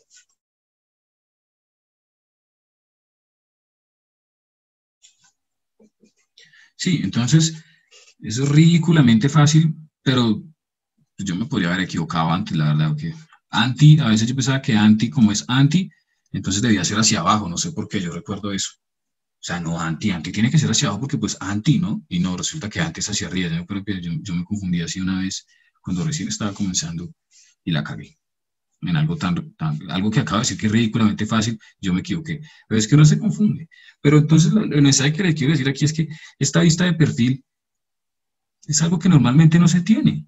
No se tiene una vista de perfil así, esto es algo imaginario. Está ahí, pero este dibujo es algo que muy rara vez, si nunca se tiene así como tan bonito. Uno normalmente está al nivel del suelo. Uno normalmente está caminando por el campo y nunca ve esto. Y si lo ve, entonces es chiquitico y es algo insignificante. Es algo insignificante, ¿sí? Bueno, sigamos que no... Pero bueno, anticlinal es, digamos, convexo hacia arriba y sinclinal es cóncavo, ¿no? Convexo, cóncavo. Aunque si uno voltea el punto de referencia, entonces uno es cóncavo y el otro convexo, y si se imagina desde abajo, entonces es al revés. Pero entonces anticlinal, la cresta está hacia arriba, sinclinal, el valle está hacia abajo. Bueno, es algo que yo no les voy a preguntar algo como cuál es este y cuál es el otro, se los garantizo. Les voy a preguntar algo un poco más como el paisaje que vimos en Boyacá y eso. ¿Qué es este? Miren, aquí está. Esta imagen me gusta mucho más. Esto es un anticlinal donde se ha dibujado su respuesta geomorfológica. Las diferentes unidades reaccionan distinto a la meteorización y la erosión, generan elevaciones y generan depresiones y muestran un río. Esta imagen es muy, muy bella y es exactamente lo que vemos en Boyacá, en nuestro ejemplo de allá de eso era como Villapinzón, Venta Quemada. ¿Sí? Entonces, leamos. Generalmente los pliegues, los sistemas de pliegues se encuentran erosionados, generando relieves longitudinales caracterizados por cadenas montañosas y valles, que se forman debido a diferencias en las resistencias mecánicas y químicas de las rocas que forman el pliegue. Competencia, a eso me refiero con competencia. Las rocas más competentes son resistentes mecánicas y químicamente, se meteorizan más lento y no se erosionan tanto y forman cadenas montañosas, mientras que las que son más débiles sí se erosionan fácilmente y forman depresiones. Y tienden a ser muy paralelas entre sí. Y miren que es la respuesta geomorfológica de un pliegue. Y miren lo grande que es un pliegue. Aquí podría haber un pueblo así, aquí. Un pueblo con sus callecitas y sus carreras. De un puentecillo y acá en la otra parte del pueblo, los barrios de este lado y los del otro. Sí, es grande, esto es algo grande. ¿Listo? Entonces, bueno, continuamos. Ahora, las partes de un pliegue, bueno, los pliegues son estructuras y deben ser estudiadas en más detalle. Entonces, miren cuáles son las partes de un pliegue, es relativamente sencillo. Los flancos son los dos lados que forman el pliegue, entonces flanco aquí, flanco acá. Digamos que el norte es hacia allá, ¿cierto? Entonces, tenemos el flanco occidental, flanco oriental del pliegue, ¿cierto? El plano axial es la superficie imaginaria que separa el pliegue en dos flancos aproximadamente simétricos entre sí. Entonces, uno tiene un pliegue y uno busca encontrarle la mejor simetría que puede. Los pliegues no son estructuras muy simétricas, eso sí les digo de una vez, algunos sí, pero no es que sean muy simétricos en general. Pero uno hace su mejor esfuerzo. Uno intenta dividir los dos flancos de la manera más simétrica posible, y ese es el plano axial, ¿sí? Y el eje o charnela del pliegue es una línea imaginaria nuevamente que conecta los puntos de máxima curvatura del pliegue, ¿cierto? Entonces, si tenemos, digamos, voy a dejar este pliegue aquí, digamos, una forma como de campana. Entonces uno busca el punto de máxima curvatura. Este planchito acá que generé me dañó mi explicación porque los puntos de máxima curvatura quedaron aquí, ¿sí notaron? Entonces voy a hacerlo perfecto, así. Este es el punto de máxima curvatura. Y si los conecto en una línea, se forma el eje. El eje del pliegue. Este dibujo no me gustó cómo me quedó, pero bueno. Esta es la charnela. Estos son los puntos de máxima curvatura. Si los conectamos, se forma el eje o charnela del pliegue. ¿Listo? Entonces, es relativamente sencillo. Los flancos del pliegue. El plano axial es ese plano que separa los dos flancos del pliegue. Y el eje o charnela del pliegue, bueno, ya es un poquito más avanzadillo. Es una línea que conecta los puntos de máxima curvatura, donde el pliegue está más doblado. Ese es el eje del pliegue. Esa es la charnela del pliegue. Ahora, aquí ya tenemos algo un poquito más avanzado, ¿no? El ángulo de inmersión. No hemos hablado de una cosa, ¿no? En todos nuestros ejemplos, hemos dibujado pliegues o sistemas de pliegues como el que dibujé aquí, que son paralelos a la superficie, ¿no? Son paralelos a la superficie. Uy. Aquí volvamos. Miren que esto es paralelo a la superficie. Pero no necesariamente es así, ¿no? No necesariamente es paralelo a la superficie. ¿Cómo podemos imaginarnos esto? Bueno, aquí ya depende de qué tan bueno quede mi dibujo. Pero esta es una superficie del pliegue. Nosotros estamos dibujando así.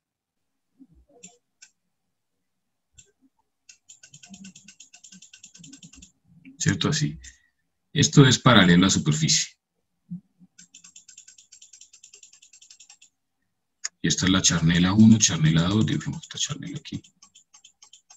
El eje, ¿sí? Entonces miren que aquí estamos dibujando, no tiene ángulo con la superficie, pero puede tenerlo, y de hecho normalmente lo tienen, es decir, algo más como esto.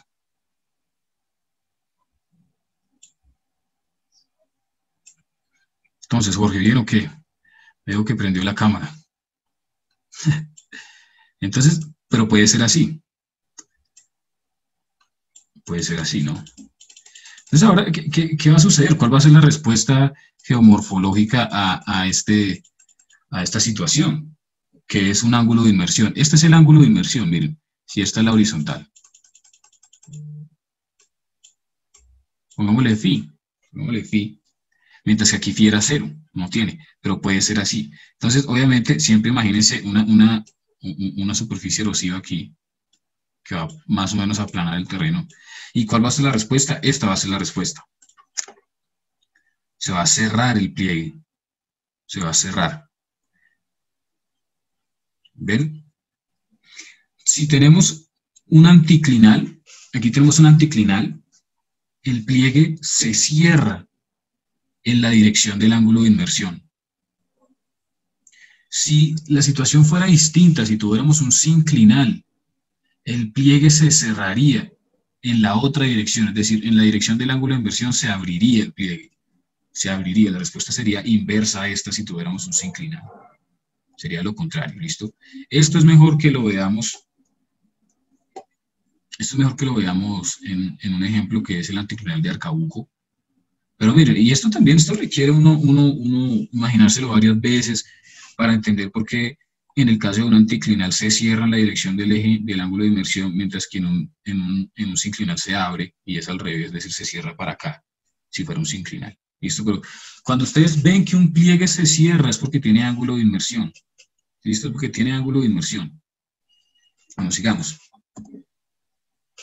Ahora bien, otra cosa es, y algo muy interesante es, bueno, y es que aquí viene otro tema. No necesariamente la geomorfología de un anticlinal es una montaña y la de un sinclinal es un valle.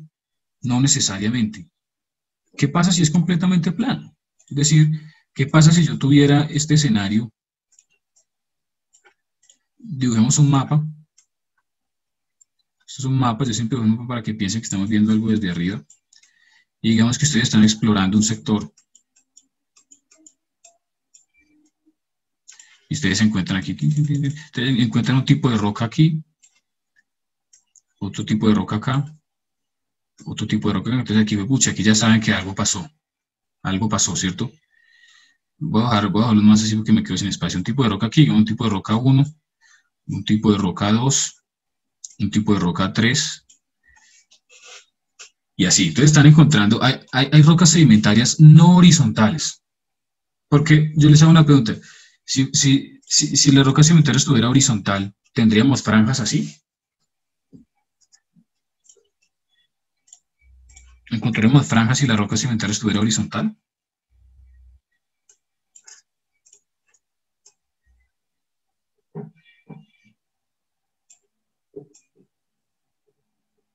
¿Qué creen? Es decir, si estuviera así, ¿encontraríamos franjas como estamos encontrando así si estuviéramos caminando así? No, ¿cierto? No, sería una sola, sería la misma y punto. Sería esta, sería la 1, digamos que esta es la 1.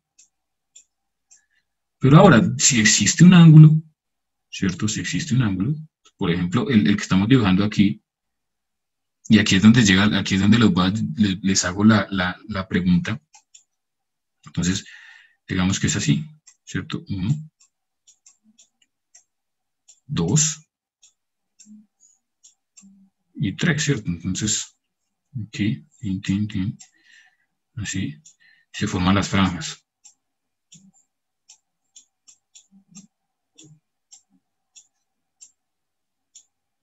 Listo, entonces ahora explicamos esto. Pero acá hay un problema, ¿no? Acá hay un problema que es el siguiente. Bien podría ser al revés. No, no al revés. Bien podría ser orientado de esta forma. Miren. Bien podría ser así.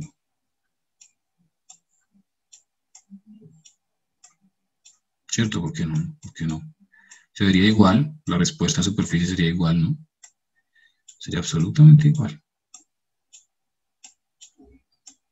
Seguiríamos viendo lo mismo. Pero bueno, vamos a seguir explorando. Digamos que, bueno, por ahora no podemos solucionar esto. Digamos que no podemos solucionarlo porque no sabemos medir planos de estratificación, no sabemos hacer esto, porque esto se podría responder si tuviéramos la capacidad de tener un instrumento de medida y medir esto.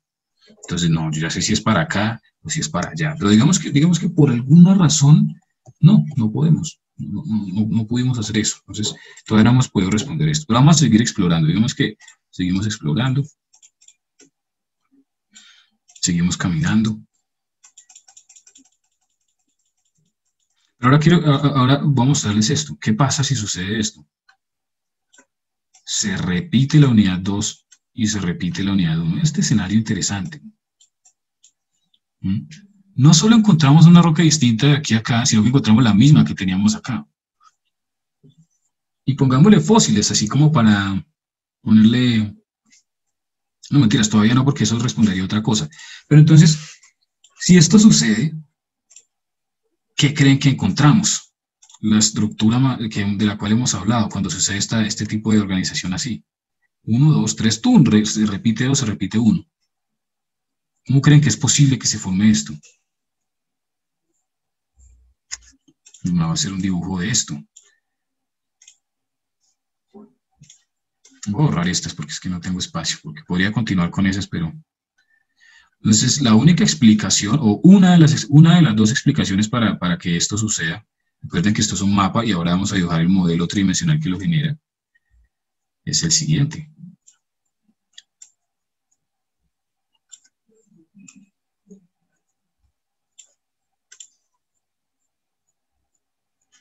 Lorena nos propone algo interesante. ¿Hubo plegamiento y se depositó luego 3?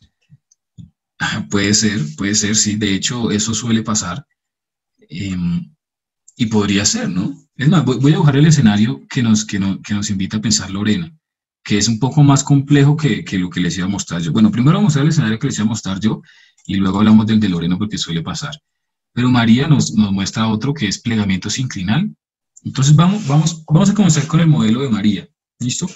Y luego vamos con el de Lorena. El de María es un plegamiento sinclinal, entonces sería exacto, sí, eso lo explicaría, ¿no? Aquí tenemos la unidad 1, aquí tenemos la unidad 2, entonces 1, 2, no me gustó como quedó, voy a repetirlo. Volvemos a hacerlo, entonces, así, entonces aquí tenemos la unidad 1, aquí tenemos la unidad 2 y 3 en la mitad. Entonces así, tin hasta acá, sí, ¿cierto? Sí. Y aquí está, 1, 2, 3, y su vista de planta desde el mapa, pues está bien, cuadra con lo que encontramos. 1, 2, 3 en la mitad, 2 y 1 otra vez, es decir, se explicó. ¿Cierto? Entonces, hasta aquí el modelo de María, tu modelo es perfecto. Pero entonces, yo podría decirte esto, María, yo podría decirte lo siguiente. Entonces, ¿por qué no? ¿Por qué no? No, yo tengo otra idea. Entonces, no, ¿cuál?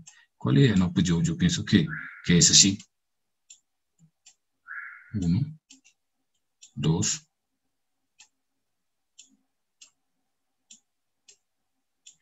Y esta es 1. Esta es 2. Esta es 3. Aquí se repite 2. Aquí se repite 1. Y tenemos lo mismo.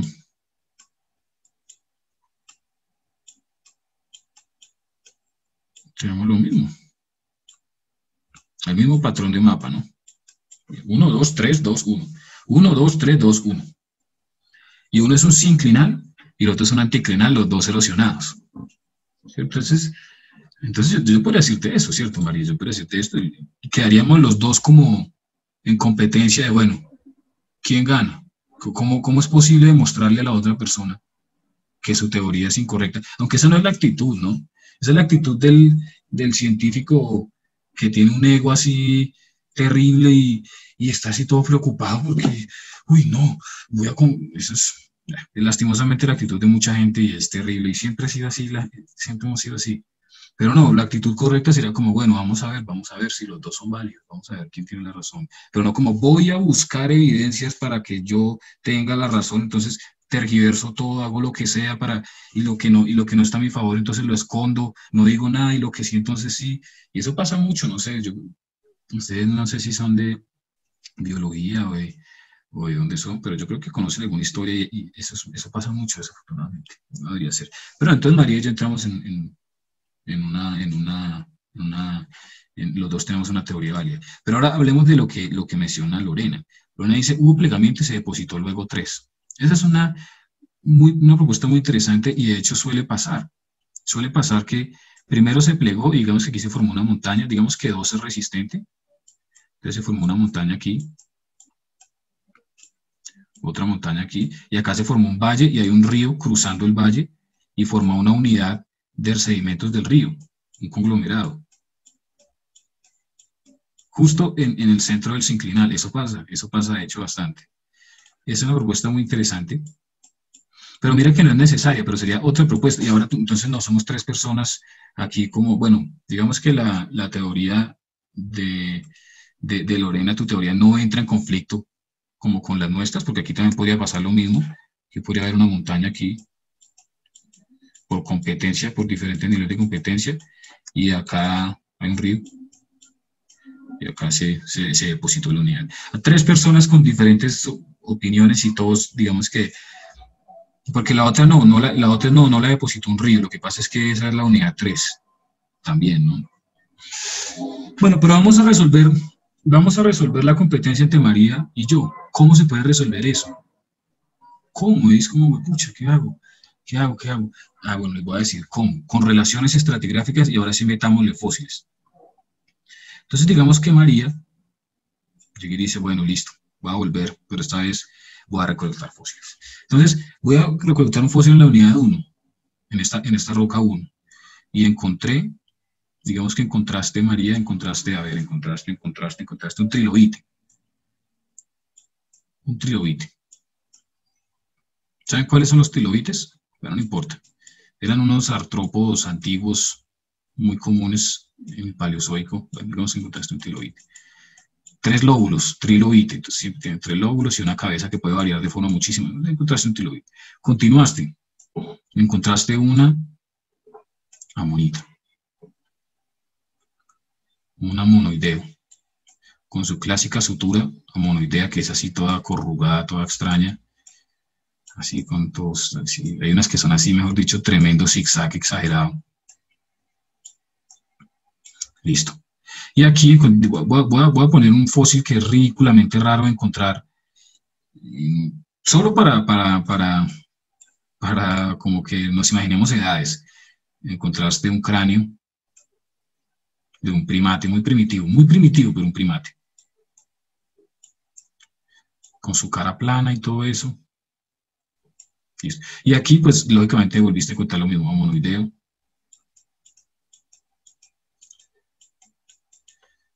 Y trilobite.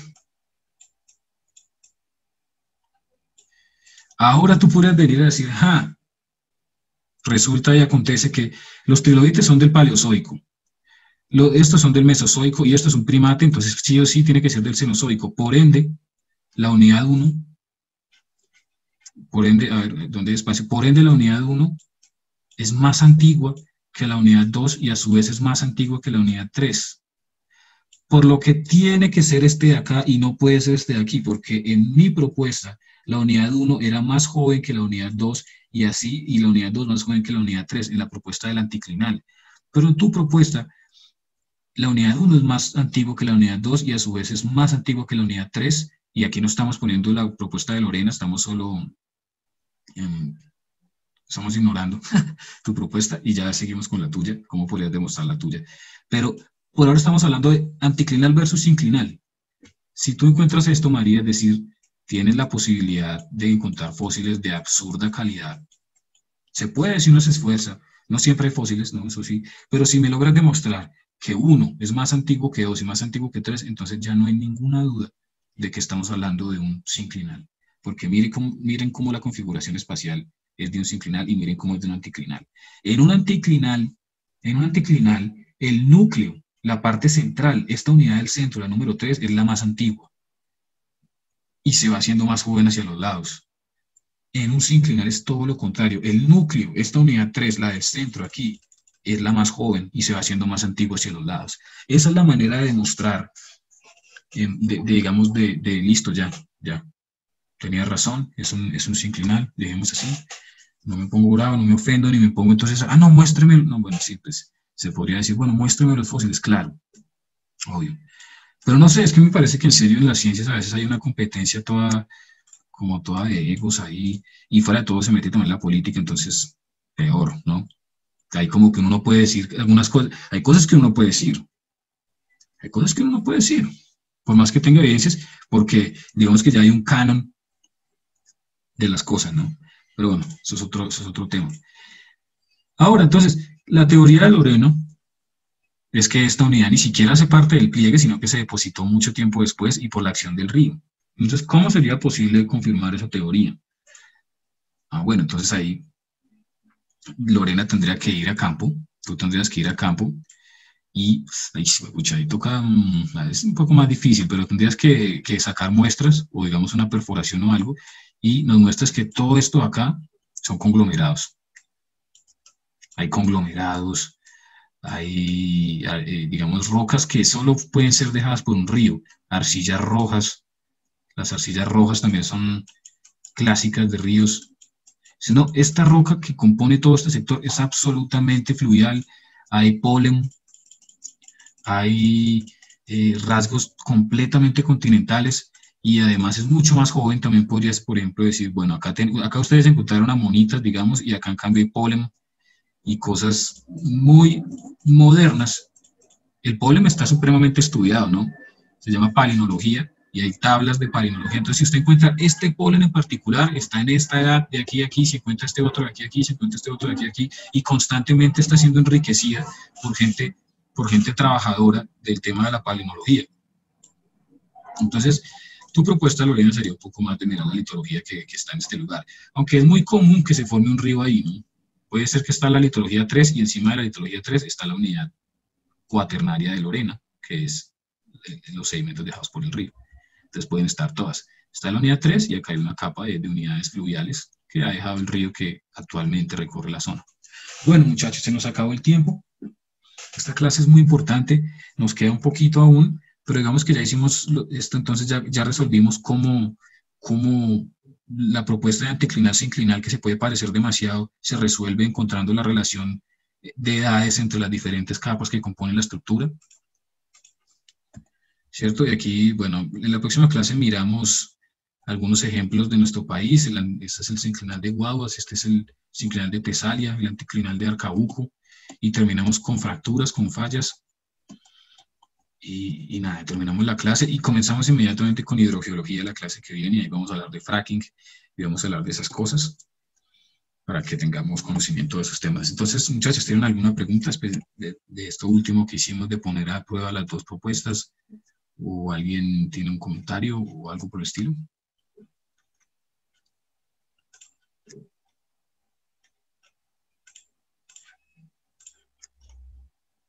Profe, una pregunta.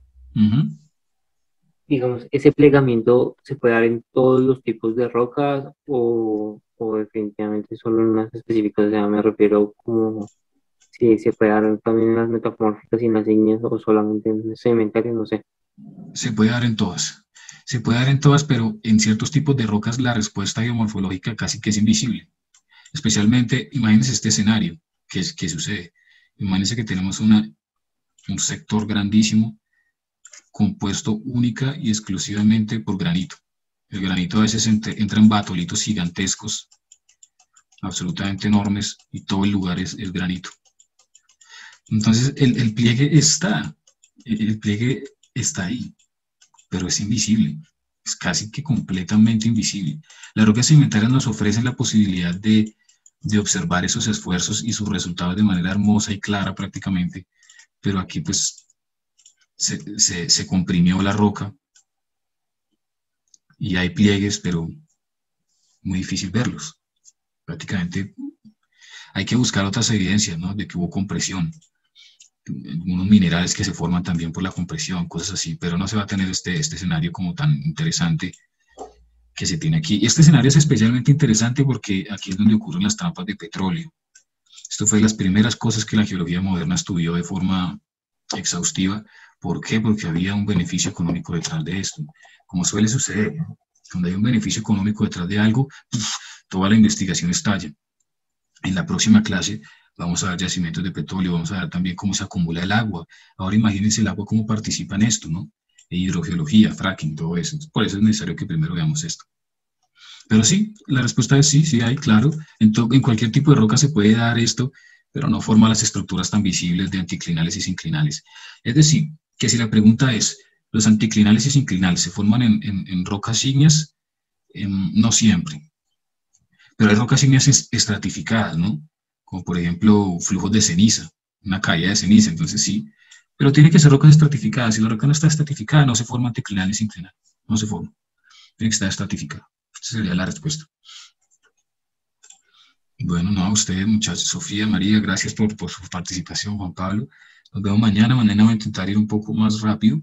Mañana hablaremos de fracking, de agua. Así que es una clase interesante. Ojalá puedan asistir. Y bueno, subir este video lo más pronto que pueda. Nos vemos mañana, muchachos. Que tengan un buen día. Pues, ¿se puede subir la presentación al Classroom, por favor? Sí, señor. Sí, señor. Listo. Yo la subo hoy mismo también. Muchas gracias. Bueno, chao a todos, que estén bien, muchachos. Buen día. Nos vemos.